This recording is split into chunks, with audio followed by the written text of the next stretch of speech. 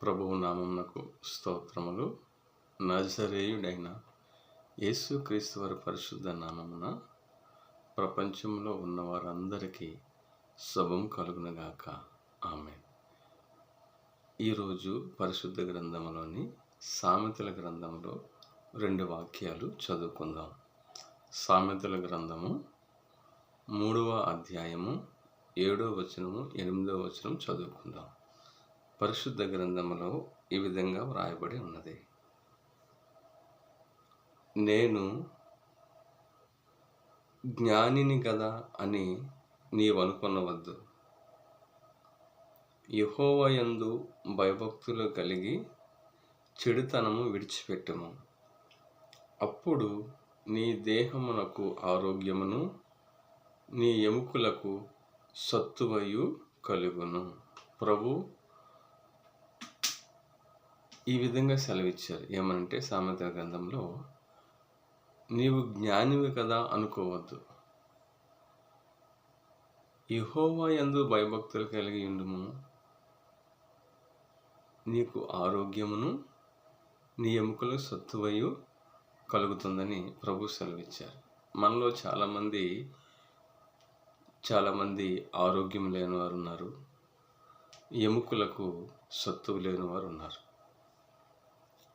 మనకి ఆరోగ్యం కలగాలన్నా, మనకి ఎముకలకు బలం కలిగి ఉండాలన్నా, మనం దేవుని మాట కానీ నమ్మి ఆ మాట ప్రకారంగా జీవించినట్లయితే ఆ వాక్యము మన జీవితంలో నెరవేరుతుంది. ఏ విధంగా అంటే, మనకున్న జ్ఞానాన్ని బట్టి, దేవుడు జ్ఞానం ఇచ్చిన వాడు దేవుడే కాబట్టి, మీలో ఎవరికైనా జ్ఞానము కొదువుగా ఉన్న యెడల అతడు దేవుణ్ణి అడగవలను, అది ఆయనకి అనుగ్రహించబడుతుంది. ధారాళముగా ఆయన అనుగ్రహించే గొప్ప దేవుడు జ్ఞానం.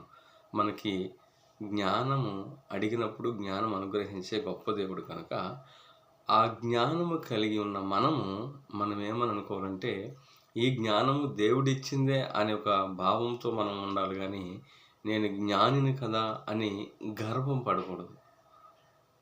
ఎదుటివారిని చూసి నీకంటే నేను జ్ఞానవంతుని కదా అని గర్వం పడకుండా, మొట్టమొదటిగా మనలో ఏ చెడుతనం అయితే ఉందో అది మనం గ్రహించి ఆ చెడుతనాన్ని విడిచిపెట్టినప్పుడు మనకి ఆరోగ్యం కలుగుతుంది అని పరిశుద్ధ గ్రంథంలో వ్రాయబడి ఉన్నది. కనుక మనం ఈ వాక్యము చదువుకొని ఈ వాక్యం ప్రకారంగా మనల్ని మనం తగ్గించుకోవాలి. అంటే మన జ్ఞానాన్ని బట్టి మనం గర్వపడకుండా, దేవుడు నన్ను ఇంత జ్ఞానవంతుడిగా చేసినందుకు దేవునికి కృతజ్ఞతలు తెలియజేసి